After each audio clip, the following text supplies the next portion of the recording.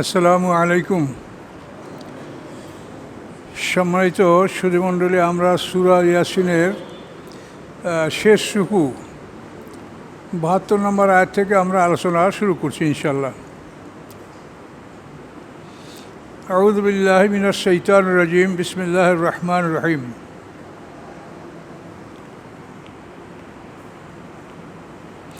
আওয়ালাম ইয়ারাউ আন্না খালাকনা লাহুম মিম্মা আমিলাত আইদিনা ওয়া আনআমান মিম্মা আমিলাত আইদিনা আনআমান ফাহুম লাহা মালিকুন।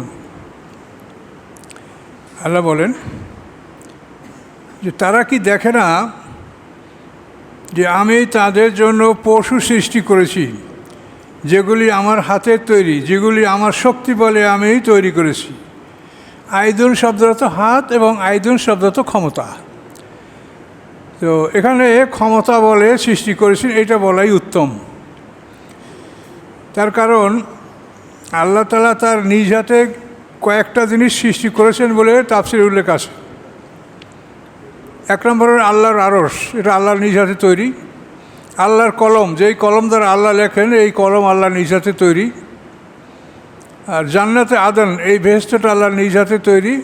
আর আদম হওয়া একজোড়া মানুষ আল্লাহর নিজ হাতে তৈরি। এই চারটে জিনিস কথা বলা হয়। তো অন্যান্য ক্ষেত্র হাতের কথা বলা হয়, তো হাত মানে শক্তির অর্থেও আসে।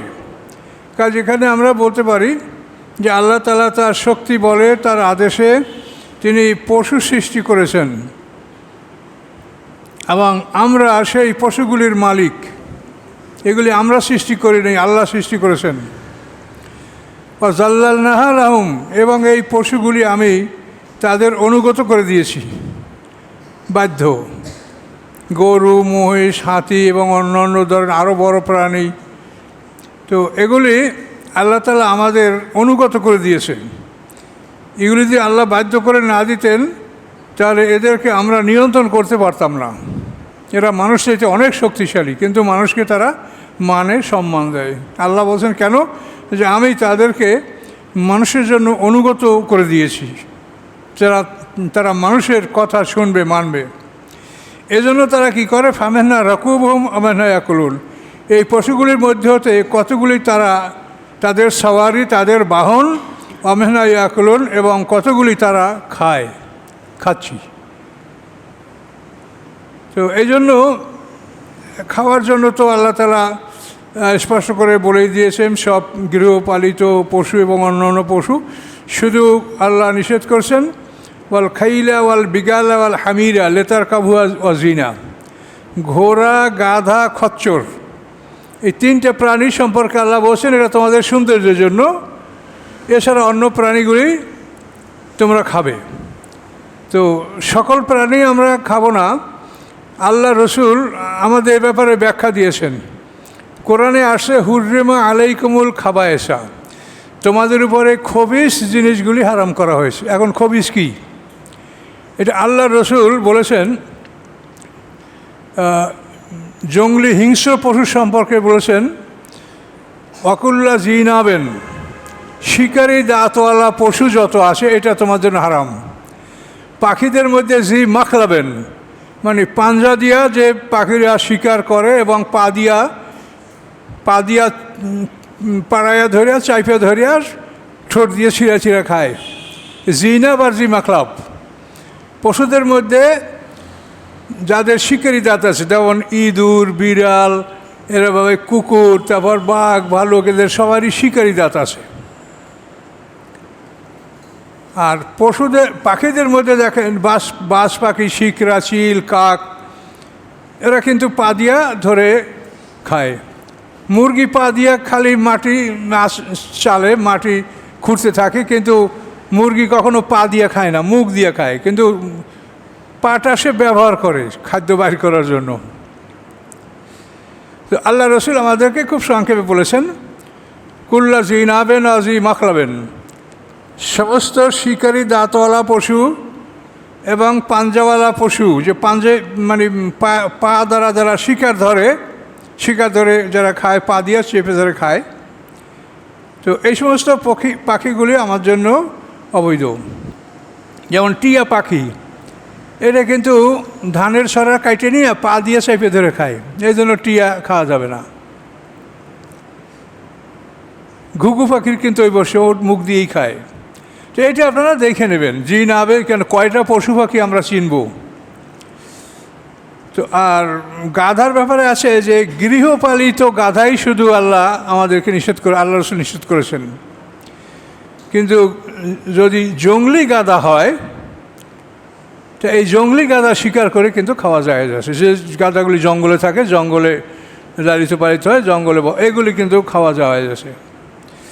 তারপর আরও সতর্কতামূলক কথা বলা আছে, যেমন ছোটো ছোটো প্রাণী ছাগল, খরগোশ ইত্যাদি এগুলি সম্পর্কে একটা বিধান বলা আছে। সেটা হলো এই সমস্ত পশুগুলির যদি পা ফাটা হয়, যেমন ছাগলের পাটা ফাটা আছে, তো এভাবে খরগোশ কিন্তু বিভিন্ন প্রকৃতির খরগোশ আছে।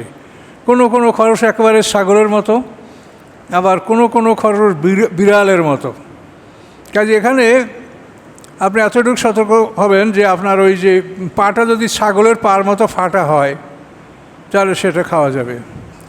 তা আবার আপনার প্রশ্ন আসতে পারে যে পা ফাটা যদি আপনি বলেন, তো উটের পা তো ফাটা না, উটের পা তো ওই স্পঞ্জের মতো। এটা তো আল্লাহ মরুভূমির জাহাজ হিসেবে আলাদা সৃষ্টি করছেন, এবং সে হালাল হওয়ার ব্যাপারে কোনো নিষেধ নেই। এই জন্য ওই প্রাণীটা একটা বিশিষ্ট গুণসহ আল্লাহ তাআলা তাকে সৃষ্টি করেছেন। তো তারপরও কতগুলো ব্যাপার আছে যে সন্দেহজনক জিনিসগুলি এগুলি গ্রহণ না করা ভালো। হাদিসে আপনি স্পষ্ট পাবেন যে নদীর পানি পবিত্র, নদীর মৃত জন্তু আমার জন্য হালাল, নদীতে যা পাওয়া সব হালাল। আর তহর মাহুয়াল হেল্লো মাইচাতু, হাদিসের ভাষা যে তার পানি পবিত্র, তার মৃত খাওয়া যায়। তো সমুদ্রের মৃত প্রাণী খাওয়া, এরপরে কোরআনের আয়াত আছে যে উহিল্লা লাকুম সৈদুল বাহারি বা তোয়ামহু। আল্লাহ বলেন নদীর শিকার তোমাদের জন্য হালাল করা হয়েছে। নদীর শিকার অর্থাৎ নদী বড়শি দিয়া, বল্লম দিয়া, জাল দিয়া যে কোনো মাছ শিকার করবেন, এটা খাওয়া জায়েজ আছে। ও তোয়ামহু, এই তোয়ামহু দ্বারা তাফসীর করা হয়েছে যে মৃত প্রাণী শিকার করেও খেতে পারবে এবং মৃত প্রাণীগুলিও সমুদ্রে খেতে পারবে। কিন্তু ওই শর্ত ওইটাই যে সে মাছ হইতে হবে। মাছ হওয়ার জন্য শর্ত হলো যে তার গালের নিচে ফুলকা থাকবে আর সে চক্ষু বন্ধ করতে পারবে না। পানির যে প্রাণী চক্ষু বন্ধ করতে পারে সে মাছের ডেফিনেশনে আসবে না। কাজেগুলো দেখে শুনে পরীক্ষা নিরীক্ষা করে খেতে হবে। তো মোট কথা হলো কি যে সন্দেহজনক জিনিসের মধ্যে ঢোকা নিষেধ। আল্লাহ রসুল বলছেন আল হালালও বাইয়িনুন আল হারামও বাইয়িনুন, হালালটাও স্পষ্ট, হারামটাও স্পষ্ট। বাইনামা মুশতাবাহাতুন, এই দুইটার মাঝখানে আছে কতগুলি সন্দেহজনক জিনিস, যে হালাল না হারাম। তা আল্লাহ রসুল বলেন ফামান ওয়াকাফিল মুশতাবাহাতে ফাকাদ ওয়াকাফিল হারাম, যে এই সন্দেহজনিত জিনিসের মধ্যে ঢুকলে মনে করতে হবে যে সে হারামের মধ্যে ঢুকলো। কাজে যেটা নিয়ে মশলা আছে ওটা আপনি খাইয়েন না। কত খাবার পৃথিবীতে আছে, এখন এই খটক মাছ, শাপলা পাতা ইত্যাদি নানা রকমের মধ্যে কথা আছে, এর কোনো সীমা নাই। এই যে শাপলাতা সামাকুন্তার তোরসে ঢালের মতো মাছ, এই মাছের একটা শ্রেণী খাওয়া জায়েজ আছে। এই মাছের এক শ্রেণী আছে তাদের বড় লেজ হয় না, ছোট্ট একটু ছাগলের লেজের মতো লেজ হয় এবং সেটা একটু চড়া ধরনের, এই শাপলা পাতা মাছের মধ্যে। এই কোয়ালিটিটা খাওয়ার জন্য ইমামরা রায় দিয়েছেন। যেগুলো লম্বা লেজ, লেজের মাথায় কাটা এবং পেটে বাচ্চা হয়, এগুলিকে খেতে নিষেধ করেছে। এখন আমাদের কথা হলো যে আমাদেরকে কত খেতে হবে, আল্লাহর তো কত খাবারই আছে। তো যেখানে সন্দেহ এখানে আপনার না ঢোকা ভালো, এই এক কথা। আমার কাছে একদিন বলে যে কুয়াকাটা গেছিলাম সাগরের পাড়ে, সমুদ্রের পাড়ে, তো অক্টোপাস খেয়েছি। তো অক্টোপাস তো কোনো মাছের মধ্যে আসে না। অক্টোপাস কি চোখ বন্ধ করে? ওটা কি মাছের কোনো ফুলকা আছে? এটা যোগ জাতীয় একটা জিনিস, যোগ যেটা পানিতে বড় বড় মোটা যোগ থাকে না, অক্টোপাস ওই যোগ জাতীয় একটা জিনিস।